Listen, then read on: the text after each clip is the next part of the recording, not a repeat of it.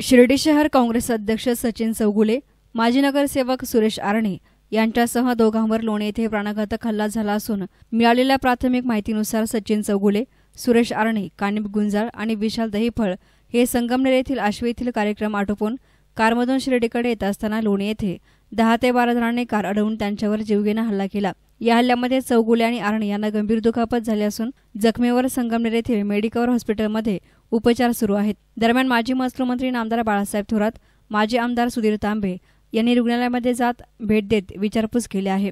हा हल्ला नेमका कोणत्या कारणावरून झाला हे मात्र अद्यापही अस्पष्ट असून ही घटना समजताच शिर्डीतील ग्रामस्थांनी संगमनेर येथे धाव घेत मोठ्या प्रमाणात गर्दी केल्याचं दिसून आलं। तर या संपूर्ण घटनेविषयी आमदार बाळासाहेब थोरात यांनी आपली प्रतिक्रिया व्यक्त केली आहे। आज अत्यंत दहशतवादी घटना घडलेली आहे।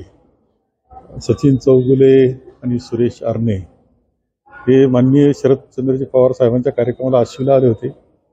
परत शिर्डीकडे जात असताना त्यांची गाडी अडवली गेली आणि 5-7 लोक असावे, आता ते सांगतील ते स्वतः जबाबामध्ये काय, परंतु त्यांना प्रचंड मारहाण करण्यात आली, फ्रॅक्चर त्यांचे झालेले आहेत।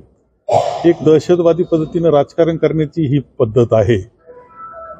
लोकांचा तोंड बंद करण्याचा प्रयत्न आहे, आवाज बंद करण्याचा हा प्रयत्न आहे आणि हा प्रयत्न आपली शिर्डी मतदारसंघातली जनता आणि महाराष्ट्रातली सुद्धा जनता हे अशा प्रकारची दहशत सहन करणार नाही, योग्य जबाब ती दिली।